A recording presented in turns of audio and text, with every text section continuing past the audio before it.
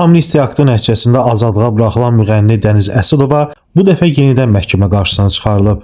Müğənni bu dəfə təqsirləndirilən şəxs qisminə cəlb edilib. Bakı Ağır Cinayətlər Məhkəməsinin hakimi Vüqar Seyidovun sədrliyi ilə keçirilən prosesdə dövlət ittihamçısı Vüsal Mehrəliyev ittiham aktını elan edib.